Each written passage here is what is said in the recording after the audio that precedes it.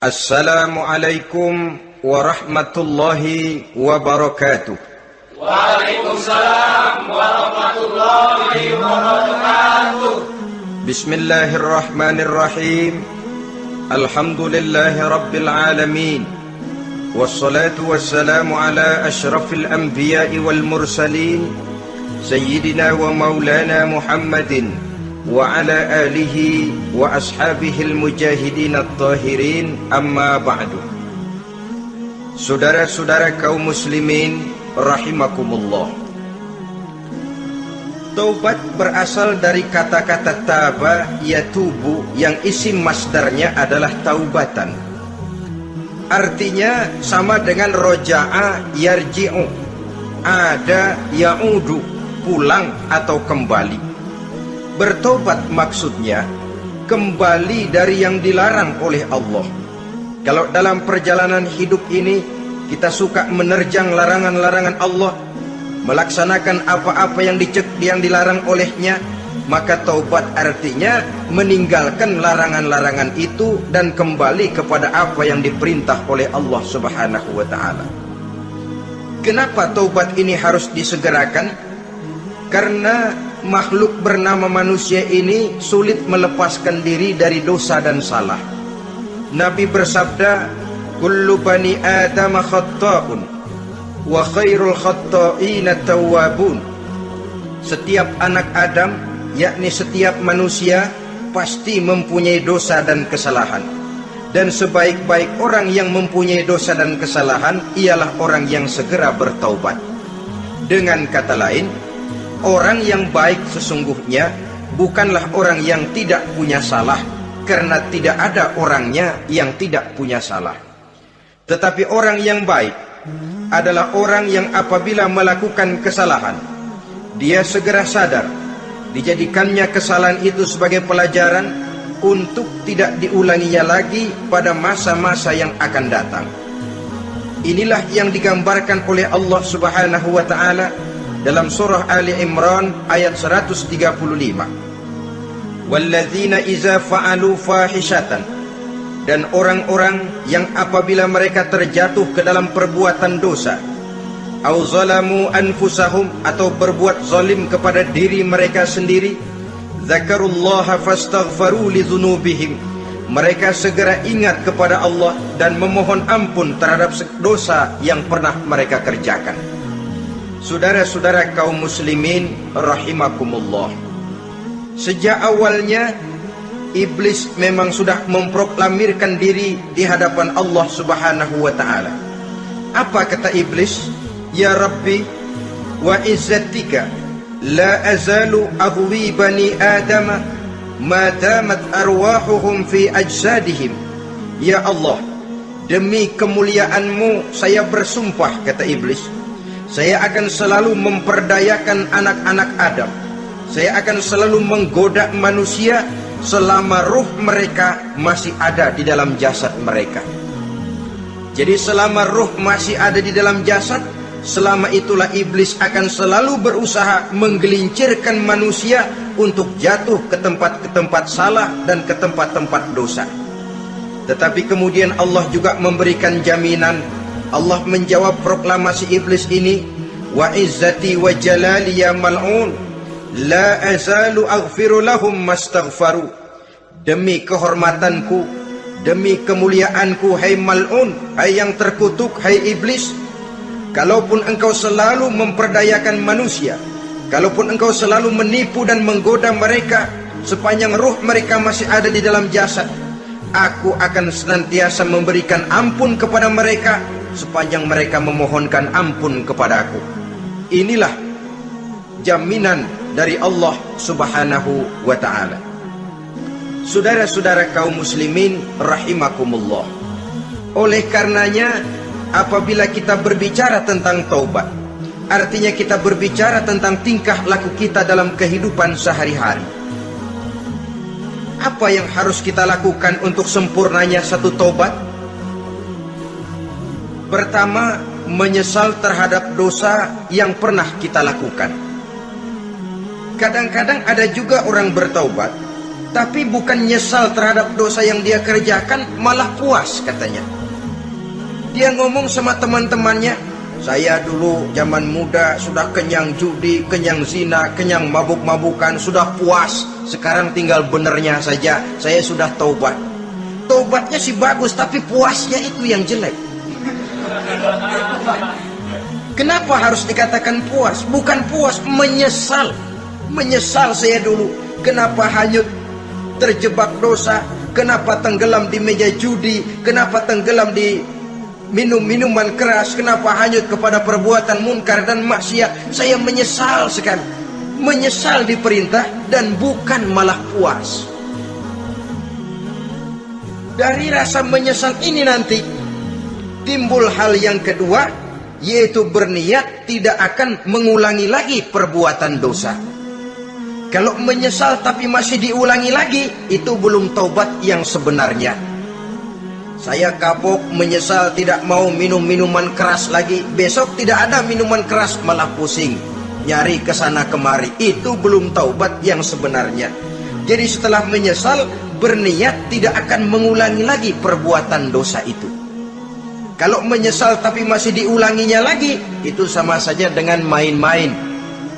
Saudara-saudara kaum muslimin rahimakumullah, barangkali itu yang orang namakan dengan taubat sambal namanya. Kita kalau makan nasi pakai sambal, pedesnya bukan main, repot, marah, ngomel. Gila, sambal pedes bukan main, taubat sama sambal. Taubat sama sambal katanya. Tapi 2-3 hari kemudian dia makan lagi, nggak ada sambal, nyari. Kemarin sudah taubat, 2 hari kemudian malah nyari. Ini bukan taubat yang sebenarnya. Penyesalannya tidak diiringi dengan berniat untuk tidak mengulangi perbuatan dosa itu selama-lamanya. Saudara hadirin, kita sudah taubat, tidak mau lagi minum minuman keras. Datang teman, minum ya. Gak mau. Kenapa? Saya sudah taubat. Yang benar. Benar. Kalau dibayarin? Tahu dah. Jadi rupanya taubatnya itu cuma karena gak ada yang bayarin. Begitu datang yang bayarin, berangkat lagi. Itu belum lagi merupakan taubat yang sebenarnya. Begitu juga kita taubat dari meja judi. Pada waktu sudah buras, bangkrut, habis-habisan, mungkin menyesal, mungkin bertaubat. Inilah akibatnya judi, rumah tangga berantakan, harta buras, anak terlantar, uang tidak ada. Taubat, saya tidak mau lagi-lagi tenggelam di meja judi. Pada saat kondisinya bangkrut, itu yang diucapkan. Tapi 2-3 hari, 4-3 minggu, 1 bulan kemudian rezekinya banyak, makmur lagi, usahanya maju lagi, lupa lagi dia kepada ucapan sebelumnya. Akhirnya sedikit demi sedikit tenggelam kembali di meja judi. Ini pun belum merupakan taubat yang sebenarnya. Jadi untuk sempurnanya taubat, yang pertama menyesal terhadap dosa yang telah dilakukan, yang kedua berjanji tidak akan mengulangi lagi, kemudian yang ketiga meninggalkan perbuatan jahat itu untuk selama-lamanya. Dengan kata lain, kalau memang taubat tidak mau minum lagi, talak 3 itu minuman keras. Kalau memang niat tidak akan berjudi lagi, talak 3 itu segala macam bentuk perjudian, meninggalkan perbuatan jahat. Yang keempat, menunaikan semua fardu dan kewajiban. Sebab barangkali pada saat kita tenggelam dalam dosa, perintah-perintah Allah, jangankan yang sunnah, yang wajib saja sering kita lalaikan. Maka apabila diri telah berniat melaksanakan taubat, maka tunaikan semua kewajiban yang disyariatkan oleh agama kepada kita. Yang kelima, meminta halal kepada para lawannya dengan termasuk mengembalikan hak milik orang lain. Ini kalau menyangkut hukukul adamiyin atau hak-hak manusia. Jadi kalau kita berdosa kepada sesama manusia, Allah belum akan menerima taubat kita kalau kita belum minta maaf kepada yang bersangkutan. Adapun kalau kita sudah minta maaf tapi yang bersangkutan tidak mau memberikan maaf, itu urusan dia kepada Allah. Urusan kita adalah meminta maaf kepada yang bersangkutan. Hal yang keenam, mendidik atau melatih diri untuk bertaat kepada Allah. Sebagaimana kita dulunya telah melatih diri, memperturutkan diri untuk berbuat durhaka. Lalu memperbaiki yang dimakan dan yang diminum. Itu juga merupakan ciri dari orang-orang yang melaksanakan taubat kepada Allah Subhanahu wa ta'ala. Kemudian apalagi? Memperbanyak istighfar di dalam kehidupan. Disabdakan oleh Nabi, inna likulli da'in dawa'un wa dawa'u zunubi al-istighfar. Sesungguhnya segala macam penyakit tentu ada obatnya, dan obat dari segala macam dosa adalah istighfar. Saudara-saudara kaum muslimin rahimakumullah. Jadi kalau yang terdahulu merupakan perbuatan-perbuatan konkret, maka yang terakhir ini taubat dalam bentuk ucapan berupa memperbanyak istighfar, memohonkan ampun kepada Allah Subhanahu wa ta'ala. Mari kita lihat dalam teladan hidup kita, manusia yang hatinya paling bersih tidak lain adalah Rasulullah sallallahu alaihi wasallam. Beliau sudah mendapat jaminan ampun dari seluruh dosa. Liyaghfir lakallahu ma taqaddama min zambika wa ma ta'akhkhar, kata Allah. Muhammad, dosamu yang dahulu, dosamu yang sekarang, dosamu yang akan datang jikalau memang ada, seluruhnya sudah mendapat jaminan ampun dari Allah. Tetapi coba lihat dari sejarah perjalanan hidup yang mulia ini. Sungguh pun beliau sudah nyata-nyata mendapat jaminan ampun dari Allah. Beliau mengatakan, ayyuhan nas, tubu ilallah fa inni atubu fil yaumi mi'ata marrah. Wahai manusia, bertaubatlah kepada Allah, maka sesungguhnya saya, kata beliau, dalam satu hari bertaubat 100 kali kepada Allah. Dalam riwayat yang lain, sab'ina marrah, 70 kali beliau mengucapkan istighfar minimalnya dalam sehari semalam.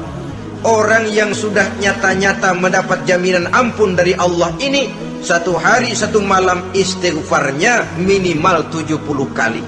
Apatah lagi kita yang nyata-nyata belum mendapat jaminan ampun dari Allah.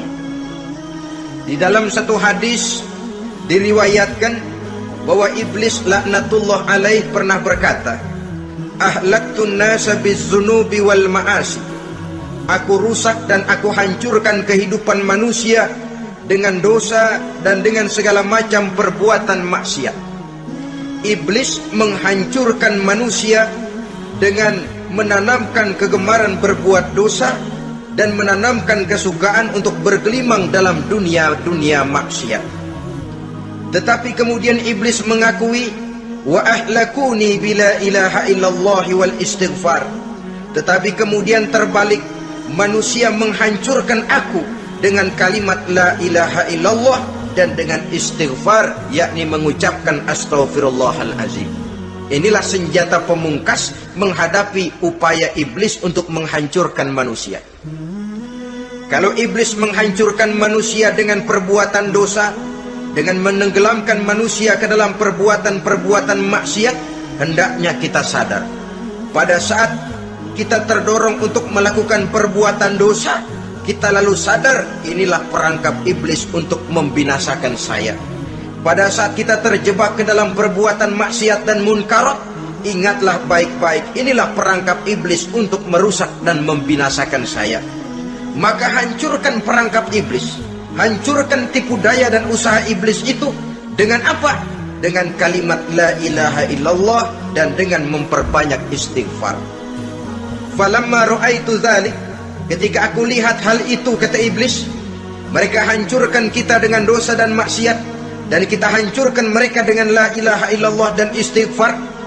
Diamkah iblis? Puaskah iblis? Ternyata tidak. Apabila aku lihat usaha manusia itu, ahlaktuhum bil huda, ahlaktuhum bil hawa, wahum yahsabuna annahum muhtadun. Apabila mereka hancurkan aku dengan la ilaha illallah dan istighfar, maka aku kembali menghancurkan mereka dengan mempergunakan hawa nafsu, sehingga mereka menyangka bahwa mereka adalah orang-orang yang mendapat petunjuk. Ditanamkan dalam diri kita perasaan bahwa kitalah orang yang paling benar. Itu pun tipu daya iblis. Maka orang pintar itu baik, tapi merasa pintar itu jelek. Orang benar itu bagus, tapi merasa benar itu tidak baik. Karena biasanya orang kalau sudah merasa benar, lalu cenderung untuk menganggap orang lain tidak benar. Kalau sudah begitu, dia akan mengklaim diri, sayalah orang yang paling benar, yang lain tidak benar semuanya. Itu termasuk perangkap iblis juga setelah kita gempur mereka dengan kalimat tahlil dan dengan kalimat istighfar. Saudara-saudara kaum muslimin rahimakumullah, Allah Maha Pengasih dan Maha Penyayang. Ia akan mengampunkan perbuatan yang bersifat salah dari manusia. Hanya manusia saja yang kadang-kadang bodoh, tidak mau mengampuni dan memaafkan dirinya sendiri, dengan membiarkan dirinya terseret berlarut-larut dalam dosa tanpa keinginan untuk bertaubat. Sepanjang nafas belum sampai di tenggorokan, sepanjang matahari masih terbit di sebelah timur dan terbenam di sebelah barat, sepanjang itu Allah masih akan menerima taubat seorang hamba. Innallaha yaqbalu taubatal abdi ma lam yugharghir. Allah akan senantiasa menerima taubat seorang hamba sebelum nafasnya sampai di tenggorokan. Apabila nafas sudah sampai di tenggorokan, maka taubat sudah terlambat adanya. Lalu yang konkret di dalam kehidupan ini, apa ciri-ciri dari orang yang melaksanakan taubat itu? Seorang ahli hikmah berkata, pertama, orang yang taubat itu kelihatan bahwa dalam kehidupan ini dia mampu menjaga lidahnya dari ucapan yang berlebih-lebihan, dari ucapan yang tidak ada manfaatnya, dari ucapan yang mengandung dosa, namimah, mengadu domba, dan ucapan-ucapan yang merugikan orang lain. Orang yang taubat kelihatan dari lidahnya. Ini yang konkret. Yang kedua, orang yang taubat itu cirinya tidak ada lagi rasa dengki di hatinya. Tidak ada keinginan untuk membenci dan memusuhi orang lain. Kenapa? Dia sudah sibuk memikirkan kekurangan dirinya sendiri, sehingga tidak ada waktu lagi untuk mengorek-ngorek, mencari-cari aib dan kekurangan pada diri orang lain. Ini makna ucapan Nabi, tuba liman syaghalahu aibuhu an uyubin nas. Beruntunglah orang yang kekurangan pada dirinya menyebabkan dia cukup sibuk sehingga tidak sempat mencari-cari dan mengorek-ngorek aib dan kekurangan orang lain. Berbeda dengan orang yang masih jauh dari sikap taubat, selalu berusaha mencari dan mengorek-ngorek kekurangan orang lain, sementara aib dan kekurangan dirinya diumpetin. Ini namanya ilmu kancil. Orang lain disorotin, dia ngaling, ngumpet. Kerjaannya apa? Monten orang lain saja. Dia sendiri tidak mau diponten dan tidak mau memonten dirinya. Akibatnya apa? Sikap introspeksi tidak ada. Sikap mawas diri hilang. Sikap melihat, bercermin terhadap pribadinya sendiri hilang. Yang ada cuma menilai orang lain saja. Jadi adapun orang yang sudah bertaubat ini, di hatinya tidak ada dengki. Melihat orang lain mendapat nikmat, alhamdulillah, dia ikut bersyukur. Lain dengan orang yang jauh dari taubat. Tetangganya dapat nikmat, dia meriang. Tidak senang hatinya melihat orang lain senang. Orang melarat malah tepuk tangan. Saudara hadirin yang saya muliakan, orang yang semacam ini pada hakikatnya selalu disiksa oleh perasaannya sendiri. Kalau tetangganya yang kaya, ditanya kemana dukunnya. Tapi kalau tetangganya jatuh melarat, dia tepuk tangan, gembira bukan main. Lain dengan orang yang sudah bertobat, hasud itu hilang dari dirinya. So hasud inilah yang akan memakan kebaikan yang kita kerjakan. Kata Nabi, hasud itu bisa memakan kebajikan seperti api memakan kayu bakar. Allahu Akbar. Puasa kita, zakat kita, sholat kita, habis keropos dimakan oleh sifat hasud.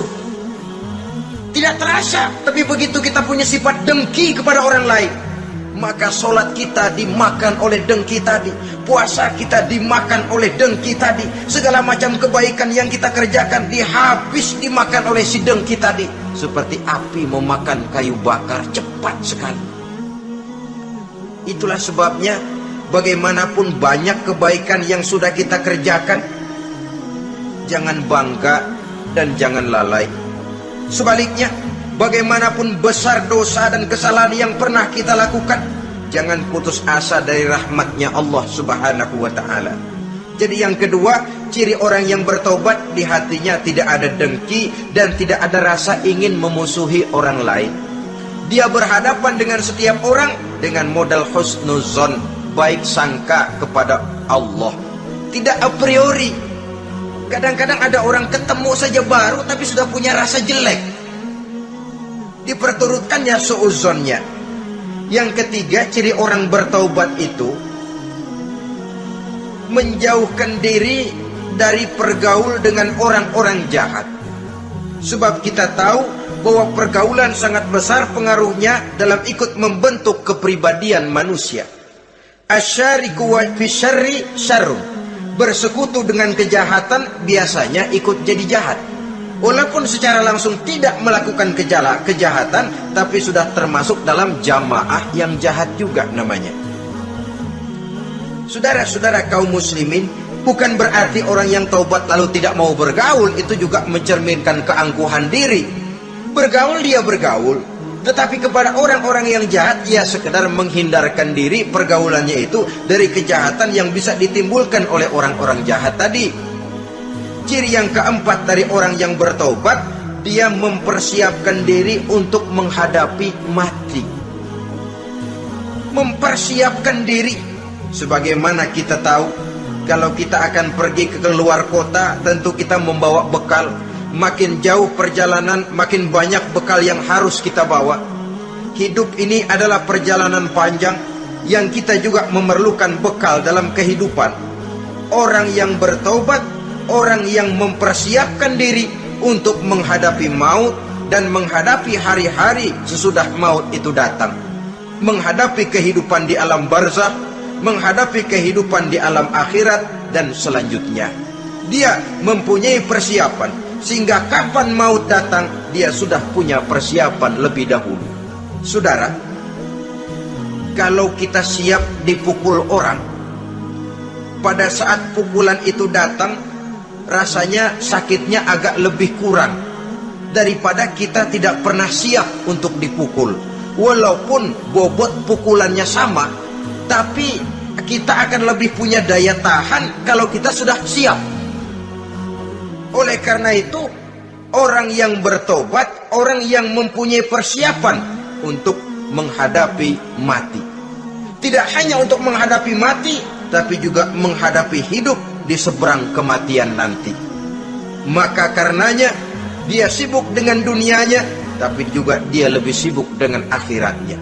Dia tenggelam dalam berbagai macam kesibukan dunia, lain saat dia memfanakan diri untuk membekali diri menghadapi kehidupan sesudah hidup yang sekarang ini.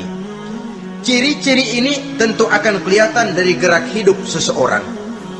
Saudara-saudara kaum muslimin rahimakumullah. Jadi dengan kata lain, kalau kita kembali kepada surah Ali Imran ayat 135 tadi, apabila dalam kehidupan terjebak kita kepada perbuatan dosa atau zalim kepada diri sendiri, zakarullah, segeralah mengingat Allah, fastaghfaru li dzunubihim, dan segera memperbanyak istighfar, memohon ampun kepada Allah Subhanahu wa taala, sebab dosa dalam Islam hanya bisa ditebus dengan taubat. Bukan dengan uang, bukan dengan beras, bukan juga dengan piagam.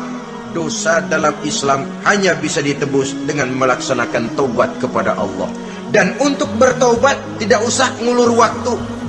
Besok saja, bulan depan saja, tahun depan saja, nanti saja kalau sudah agak sedikit tua. Ibarat diri kita ini kaca, kata Imam Ghazali, maka dosa adalah debu.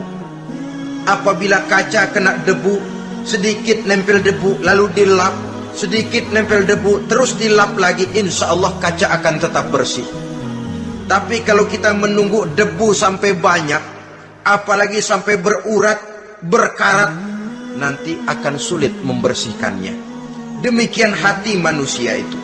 Kalau sudah dihinggapi oleh dosa, ditumpuknya lagi, berkarat dosa dalam hati, biasanya berat untuk melaksanakan taubat. Untuk lebih meningkatkan pengertian kita tentang ciri dari orang-orang yang bertaubat, mari kita ikuti sebuah dialog yang pernah terjadi antara Rasul dengan para sahabat. Satu hari ketika sedang berkumpul dengan para sahabat, baginda Rasul bertanya, "Atadruna manit taib?" Saudara-saudara, tahu nggak saudara-saudara, siapa sebenarnya orang-orang yang bertaubat itu? Macam-macamlah jawaban para sahabat, tapi yang jelas akhirnya mereka berkata, Allahu wa rasuluhu a'lam. Allah dan Rasulnya yang lebih tahu siapa sebenarnya orang yang bertaubat itu. Atas jawaban ini, baginda Rasul lalu menegaskan, pertama, man taba wa lam yata'allamil ilma falaysa bitaibin. Siapa orang yang mengaku bertaubat kepada Allah, lalu dia tidak mau mencari ilmu, tidak mau belajar, falaysa bitaibin, maka dia belum termasuk orang yang bertaubat. Jadi di sini jelas bahwa bukan hanya dari dosa kita bertaubat, juga bertaubat dari kebodohan. Dalam arti tidak membiarkan diri kita bodoh terus menerus. Dengan bahasa anak sekarang, bodoh tapi betah.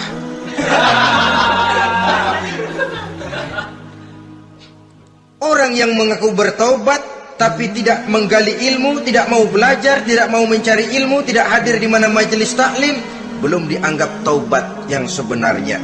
Jadi grafik orang yang taubat itu kelihatan dari kesungguhannya mencari ilmu, menghadiri majelis taklim, menghadiri kuliah-kuliah, ceramah-ceramah dan diskusi-diskusi keagamaan. Rakus dia dengan ilmu pengetahuan agama, sehingga dengan ilmunya taubatnya semakin mantap. Ini ciri yang pertama. Lalu beliau bersabda lagi, wa man taba wa lam yazdad fil ibadati falaysa bitaibin. Barang siapa yang mengaku bertaubat tapi ibadahnya tidak tambah-tambah, maka dia belum termasuk orang yang taubat. Orang yang bertaubat ada grafik peningkatan ibadahnya. Jadi kalau mulutnya taubat, minta ampun, tapi ibadahnya gitu-gitu aja, belum merupakan taubat yang sebenarnya. Jadi pada saat dia melaksanakan taubat, memproklamirkan diri untuk kembali ke jalan Allah, nilai ibadahnya meningkat. Kalau sholatnya tadinya cuma sekedar yang wajib-wajib saja, setelah dia taubat bertambah melaksanakan yang sunnah, rawatibnya, qobliyah, ba'diyahnya, atau kemudian nawafilnya berupa tahajud, hajat, duha, istikharah, dan sholat-sholat sunnah lainnya. Jadi kelihatan dari peningkatan ibadahnya. Ini ciri yang kedua. Yang ketiga kata Nabi lagi, wa man taba wa lam yardal khusama falaysa bitaibin. Barang siapa yang mengaku bertaubat kepada Allah tapi dia tidak bisa meridhoi musuh-musuhnya, maka belum lagi dia dianggap orang yang bertaubat. Meridhoi, memaafkan musuh. Saudara, memberi maaf itu lebih sulit daripada minta maaf. Tapi memberi maaf lebih mulia daripada minta maaf. Minta maaf gampang, memberi maaf yang sulit. Karena itu orang yang memberi maaf menunjukkan jiwa yang lebih luhur daripada orang yang minta maaf. Sebab apa? Posisi orang yang memberi maaf kan posisi orang yang menang. Biasanya dalam posisi menang orang gampang congkak dan sombong. Orang datang minta maaf kepada kita, lalu timbul keseganan. Iya, minta maaf sih gampang. Memberi maaf itu yang sulit, tapi itu yang sangat dianjurkan, dan itu merupakan ciri dari orang-orang yang bertaubat. Lalu apalagi? Wa man taba wa lam yughayyir libasahu wa zinatahu falaysa bitaibin. Barang siapa yang mengaku bertobat tetapi pakaian dan perhiasannya tidak berubah, maka dia belum lagi dianggap bertobat. Orang bilang pakaian memang kulit, yang penting isi. Tetapi bagaimanapun kulit mencerminkan isi. Dari pakaian kita bisa mengkaji kepribadian seseorang. Saya berpendapat bahwa pakaian penting, kulit juga penting. Kulit penting, isi penting. Kulit tanpa isi tidak ada artinya. Isi tanpa kulit juga meragukan orang. Wah, yang penting kan isinya, kulitnya gimana saja. Saya mau tanya, saudara dapat duren di jalanan, isi aja nggak ada kulitnya, kira-kira dimakan nggak duren? Paling kurang akan menimbulkan keraguan, jangan-jangan sudah dicampur racun ini. Jadi dengan demikian orang yang bertaubat ini kelihatan dari cara berpakaian, cara berhias diri, tidak over. Dia kembali kepada fungsi berpakaian. Dalam Islam kan sesungguhnya fungsi pakaian itu yang paling utama. Pertama, nutup aurat, itu ukurannya. Yang kedua, pantas. Yang ketiga, baru soal mode. Di zaman kita sekarang terbalik. Mode nomor 1, pantas belakangan, nutup aurat apa tidak nomor 16. Kalau sudah mode, kita kekira kekurangan pertimbangan. Ini buat saya pantas apa tidak, ini menutup aurat apa tidak. Kita balik. Padahal fungsi berpakaian dalam Islam tujuan utamanya, pertama, nutup aurat. Biar modenya mutaakhir, ciptaan Pierre Cardin sekalipun, kalau memang tidak nutup aurat, ya hukumnya masih belum berpakaian. Atau juga ukuran yang kedua, pantas. Yang orang lain pantas kita pakai, belum tentu kita pantas. Kita kadang-kadang kehilangan pertimbangan. Lihat iklan bintang film memakai pakaian yang begini bagus, lalu kita pakai saja. Ya tentu namanya bintang film. Kadang-kadang pakaian untuk show dipakai buat kondangan, akhirnya habis sekampung orang nonton dia. Ya nggak pantas toh, nggak wajar. Saudara hadirin yang saya muliakan, orang yang bertobat kelihatan dari pakaian dan perhiasannya. Kalau sudah memakai perhiasan, ya sekedarnya saja. Tidak lalu dengan niat supaya orang tonton, supaya orang lihat, supaya orang tahu dia kaya, supaya timbul decak kagum, asal dia lihat orang lalu wah. Kalau sudah diwahi lalu senang. Saudara hadirin yang saya muliakan, kemudian kata Nabi lagi, wa man taba wa lam yubaddil ashabahu falaysa bitaibin. Siapa yang mengaku bertaubat tapi pergaulannya dari itu ke itu saja, seperti itu juga, tidak mengalami perubahan, maka dia belum lagi dianggap bertaubat. Kalau taubat kita dari judi, jangan bergaul lagi dengan penjudi. Dalam arti jangan berkumpul di majelis judi. Ah, saya sih udah tobat nggak main judi, tapi ngumpulnya di situ terus. Ya bagaimana? Pada akhirnya toh akan terseret juga. Saudara hadirin yang saya muliakan, jadi dengan demikian lingkungan juga sangat besar pengaruhnya dalam kriteria orang yang bertaubat. Selanjutnya Nabi bersabda, wa man taba wa lam yughayyir khuluquhu falaysa bitaibin. Siapa yang mengaku bertaubat tapi akhlaknya, budi pekertinya tidak mengalami perubahan, maka orang itu pun belum dianggap bertaubat. Ini juga konkret. Orang yang bertaubat kelihatan dari akhlaknya. Kalau kemarin sama orang tua songong, kurang ajar, nyelongcong, maka setelah taubat dia berakhlak kepada orang tua. Kalau kemarin kepada anak muda menindas, tidak senang kepada anak muda yang maju, setelah dia taubat dia bisa menyayangi kepada anak-anak muda. Akhlak ini lain dengan adat, istiadat. Adat biasanya hanya memandang yang lahir, sedangkan akhlak zahir batin dipandang. Contoh, seorang anak muda kalau lewat di depan orang tua membungkukkan badan, menurut adat dia sudah sopan. Tapi menurut akhlak belum tentu berakhlak, tergantung kepada niatnya apa membungkukin badan, permisi apa ngina. Kan mungkin saja orang membukukan badan lewat di depan aki-aki karena menghina, sebab aki-aki itu badannya udah bungkuk.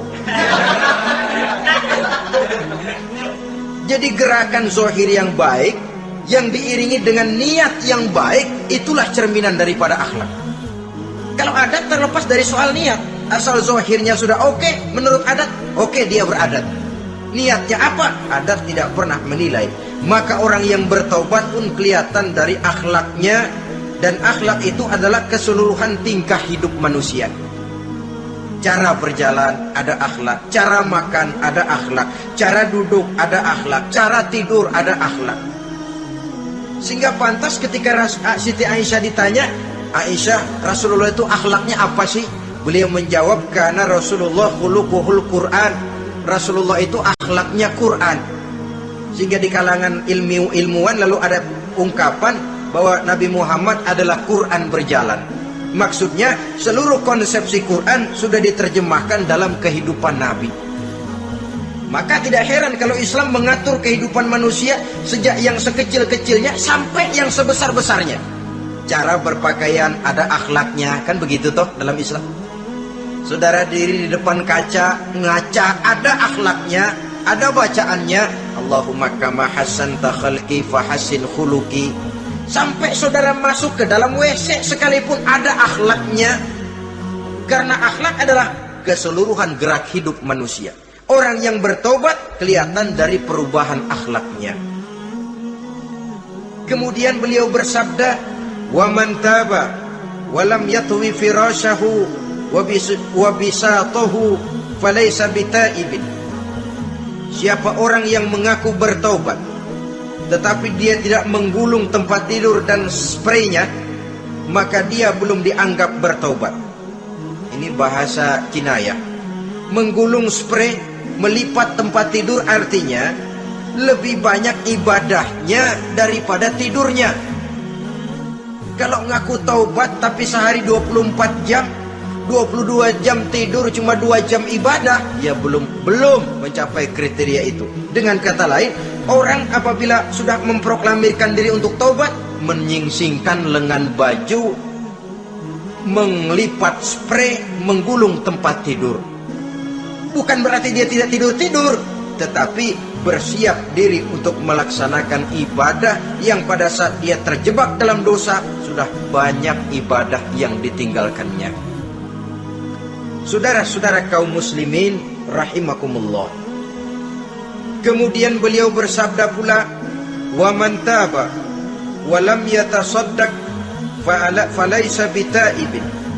Barang siapa yang mengaku bertobat kemudian dia tidak menyedekahkan karunia yang diberikan Allah kepadanya, maka taubatnya belum lagi dianggap taubat yang sebenarnya. Faman istabana minal abdi hazihil khisal fahuwa taibun haqqa. Apabila nyata tanda-tanda ini pada diri seorang hamba, maka barulah taubatnya dinamakan taubat yang sebenarnya. Jadi untuk taubat itu ada 2 jalan yang bisa kita tempuh. Pertama, taubat dengan lisan, taubat dengan ucapan. Dalam artian apa? Memperbanyak istighfar. Istighfar yang mana? Yang mana yang mungkin saja. Kalau waktunya sempit, ya istighfar yang pendek-pendek. Astaghfirullah, astaghfirullah, astaghfirullah. Mau yang lebih panjang, astaghfirullahalazim allazi la ilaha illa huwal hayyul qayyum wa atubu ilaih min jami'il ma'asi waz zunub la haula wala quwwata illa billahil aliyyil azim. Ada waktu yang lebih panjang lagi, membaca sayyidul istighfar. Tiap kali berbuat jahat, tiap kali diiringi dengan istighfar. Nah, ini yang bisa runtuh dengan istighfar ini dosa apa? Dosa yang ringan, dosa yang biasanya dilakukan oleh panca indera kita. Mata, ini dosa mata, insya Allah bisa runtuh dengan istighfar. Melihat yang haram, cepat nunduk, astagfirullah. Habis nunduk jangan ngeliatin lagi. Kadang-kadang ngelihat nunduk, istighfar, melotot lagi, istighfar lagi.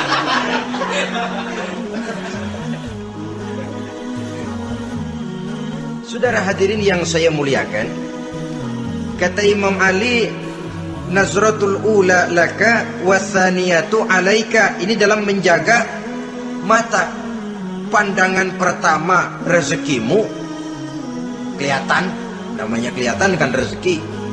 Pandangan pertama rezekimu, ulangannya dosamu. Ulangannya ini yang bisa membawa dosa.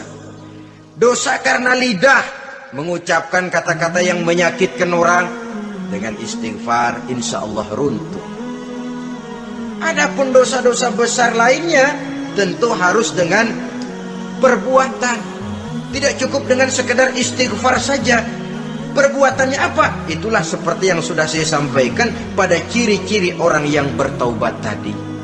Oleh karenanya, beruntunglah kita masih diberikan umur oleh Allah. Sehingga segala dosa dan kesalahan yang kita lakukan, kita masih punya kesempatan untuk mengadakan pemutihan, bertaubat kepada Allah. Nah, apa kemudahan yang diberikan Allah kepada orang yang melazimkan istighfar di dalam hidupnya?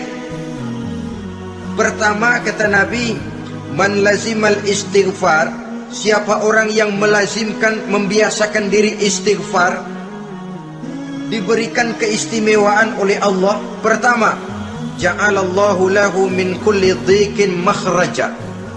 Allah akan memberikan jalan keluar untuknya dari segala macam kesulitan. Hidup ini kan problem. Makin tinggi status sosial, makin banyak urusan. Urusan akan selesai apabila hidup di dunia selesai. Kita menyangka orang lain lebih enak dari kita, padahal tiap orang punya urusan. Yang namanya enak barangkali persis seperti pelangi biang lala itu. Tidak pernah di atas kepala kita, di atas kepala orang lain saja. Begitu kita memandang keenakan dalam hidup ini. Petani bilang pedagang enak, pedagang bilang petani enak. Tapi begitulah keenakan itu. Orang yang melazimkan istighfar, dia akan diberikan jalan keluar dari segala macam kesulitan. Menurut perhitungan otak, didlek, buntu, tidak sanggup lagi, entah bisa terwujud dan terlaksana. Allah memberikan jalan keluar dari segala kesulitan. Saudara, kalau Allah sudah memberikan jalan keluar dari kesulitan, siapa lagi yang bisa bikin sulit kita? Kalau Allah yang memberikan jalan keluar, everything is running well katanya. Semua urusan bisa jalan dengan lancar. Tapi tanpa istighfar, jauh kita dari Allah. Jalan yang sudah lapang pun bisa jadi sempit. Urusan yang sudah nyata akan selesai pun bisa jadi jelimet. Dan jalan yang tadinya tidak berliku-liku pun bisa berliku-liku. Ini faktor yang di luar perhitungan matematis. Kita tidak mampu, Allah maha mampu. Menurut akal kita tidak mungkin. Kalau Allah mau, tidak ada yang tidak mungkin. Saudara-saudara, ini fasilitas pertama. Orang yang gemar istighfar diberikan jalan keluar dari segala macam kesulitan. Yang kedua, wa min kulli hammin faraja, diberikan kegembiraan dari setiap kesusahan yang dihadapinya. Ada saja faktor-faktor yang mendatangkan kegembiraan, yang mendatangkan refreshing di dalam kehidupannya, sehingga dia tidak lalu merasa jalannya buntu, tidak merasa kesulitannya tidak pernah terselesaikan. Dan yang ketiga, fasilitas yang diberikan Allah kepada orang yang gemar istighfar, wa razaqahu min haitsu la yahtasib. Allah akan memberikan kepada mereka rizki dari jalan yang tidak pernah mereka sangka-sangka, dari jalan yang tidak pernah mereka perkirakan sebelumnya. Saudara-saudara kaum muslimin rahimakumullah, inilah fasilitas ketiga yang diberikan Allah kepada orang yang gemar istighfar. Rizkinya datang dari jalan yang tidak disangka-sangka. Sebab rizki ini juga termasuk hal gaib. Dan jangan lupa, ar-rizku bimakna al-ata hissiyan kana au maknawiyan. Rizki adalah pemberian, baik yang konkret maupun yang abstrak. Kita sering membatasi pengertian rezeki, maka rezeki kita jadi sering terbatas. Menurut kita kan yang namanya rezeki cuma duit saja. Kalau bukan duit, bukan rezeki. Padahal semua karunia Allah itu rezeki. Umur, rezeki. Istri, rezeki. Anak, rezeki. Pangkat dan jabatan, rezeki. Termasuk duit juga rezeki. Tapi dalam kebiasaan kita, rezeki cuma duit. Begitu duit seret, kita anggap rezeki macet. Maka akhirnya kita tidak bersyukur kepada Allah. Padahal mungkin di sektor duit macet, tapi rezeki dari segi lain, ilmu barangkali tambah, wibawa naik, pangkat naik, anak tambah, itu juga merupakan rezeki. Saudara-saudara kaum muslimin rahimakumullah, orang yang gemar istighfar ini diberikan rezeki dari jalan yang tidak disangka-sangkanya, dibukakan perbendaharaan Allah untuknya, sehingga rezekinya datang dari cara yang tidak disangka-sangka. Allah Maha Kaya. Kalau dia mau, la mani'a lima a'taita wa la mu'tiya lima mana'ta. Tidak satu kekuatan pun yang mampu mencegah apa yang hendak diberikan Allah, dan tidak satu kekuatan pun yang sanggup memberikan apa yang dicegah oleh Allah Subhanahu wa taala. Ini keistimewaan yang diberikan Allah kepada mereka yang gemar beristighfar di dalam kehidupan ini. Jangan lagi berpikir, gua sih nggak punya dosa, istighfar amat. Sombong, saudara-saudara. Manusia itu lebih baik merasa banyak dosa daripada merasa tidak punya dosa. Tanda orang bahagia, kata Nabi, 4. Pertama, orang yang selalu ingat kepada kesalahan yang pernah dia lakukan. Itu orang bahagia. Selalu ingat kepada kesalahan yang pernah dilakukannya, sehingga pada saat akan melakukan kesalahan yang baru, dia mikir-mikir, dosa gue yang kemarin udah 3 keranjang, nih nambah lagi. Ingatannya terhadap kesalahan yang lalu akan merupakan langkah preventif yang mencegah dirinya untuk tidak menambah kesalahannya. Orang bahagia, orang yang selalu ingat kesalahan yang pernah dia lakukan, terbayang di pelupuk mata, bukan ngumpet-ngumpetin dosa. Sebab apa yang mau kita umpetin di hadapan Allah? Yang kedua, tanda orang bahagia itu orang yang selalu melupakan kebaikannya. Kalau dia berbuat baik, dia lupakan. Dia anggap dirinya belum pernah berbuat baik, sehingga di mana ada kebaikan dia tidak bisa ikut. Dia merasa sangat rugi, sebab dia anggap dirinya belum pernah berbuat baik. Yang ketiga, tanda orang bahagia, dalam urusan dunia dia lihat ke bawah, sehingga timbul rasa syukurnya, bahwa kalau dia sengsara masih banyak yang lebih sengsara dari dia, bahwa kalau dia miskin masih jauh lebih banyak yang miskin dari dia, bahwa kalau dia menemui kesulitan masih banyak yang jauh lebih sulit dari dia. Dengan cara itu jiwanya akan lapang, hidupnya akan tenang, dan dia tidak pernah ingkar kepada nikmat yang diberikan Allah. Sebaliknya, yang keempat, tanda orang bahagia itu dalam urusan akhirat dia lihat ke atas. Dunia lihat yang bawah, akhirat lihat yang atas. Kalau dia bisa sholat, kenapa saya tidak? Kalau dia sanggup puasa, kenapa saya tidak?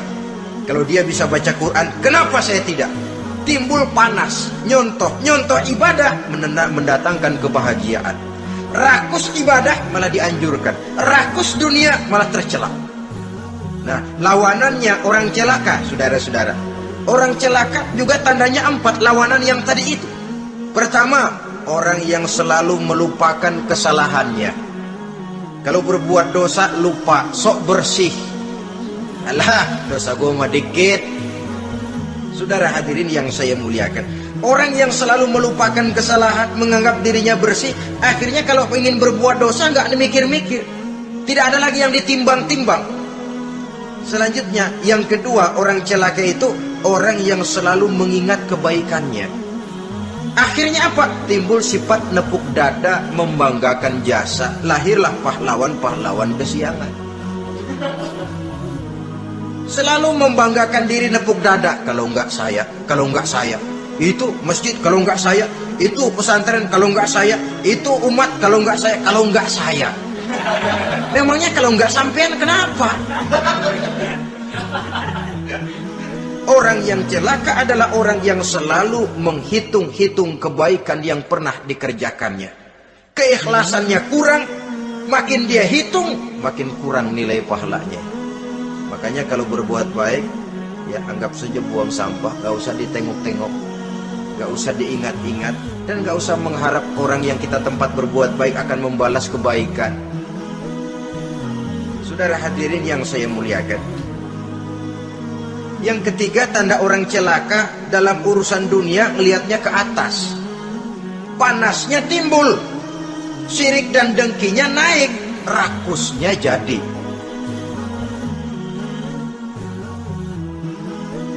Timbul sifat panasnya itu, tidak mau ngerti. Kalau tetangga saya bisa beli kulkas, kenapa saya tidak? Kalau tetangga saya bisa beli motor, kenapa saya tidak? Kalau tetangga saya bisa beli mobil, kenapa saya tidak? Gaji nggak cukup, tuyul piara.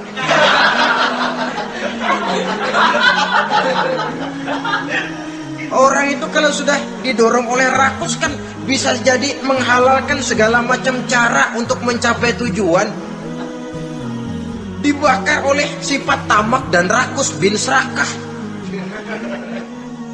Nah, kalau sudah didorong oleh rasa rakus, yang segera tersingkir pertama rasa malu. Orang kalau sudah rakus nggak ada malunya, rasa malunya hilang. Padahal syarat jadi orang itu kan kalau punya rasa malu. Nggak punya rasa malu, kurang syarat jadi orang. Akan bagaimana jadinya masyarakat, bahkan bangsa dan negara, kalau rakyatnya sudah tidak punya rasa malu. Yang kedua, rasa takut hilang, terutama takut kepada Allah. Sirna sama sekali, sudah tujuan menghalalkan cara. Yang keempat, tanda orang celaka dalam urusan akhirat, lihatnya malah ke bawah. Kenapa kamu nggak sholat? Itu bapak anu yang tuaan, enggak, saya enggak lagi. Kenapa ngelihatnya mesti kepada yang begitu? Sehingga lalu tidak ada gairah untuk mencontoh. Saudara-saudara kaum muslimin rahimakumullah, walaupun serba singkat oleh karena terbatasnya ruang pembicaraan ini, mudah-mudahan bisa memberikan gambaran sepintas tentang ciri-ciri orang yang bertaubat. Dengan harapan, marilah kita menjadi orang yang bertaubat sebenarnya, dengan ciri menyesal terhadap dosa yang pernah kita lakukan, meninggalkan perbuatan jahat, dan berjanji tidak akan mengulangi lagi perbuatan jahat itu. Kalau dia menyangkut hak-hak manusia, maka hak itu harus kita kembalikan, dan kepada yang bersangkutan kita harus meminta maaf. Apabila ditambah dengan kegiatan lisan, memperbanyak istighfar dalam kesempatan yang mungkin di sepanjang perjalanan hidup ini. Ini sajalah yang kita bicarakan pada pertemuan kali ini. Terima kasih atas segala perhatian, mohon maaf atas segala kekurangan. Usikum wa nafsi bitaqwallah. Wassalamualaikum warahmatullahi wabarakatuh. Waalaikumsalam warahmatullahi wabarakatuh.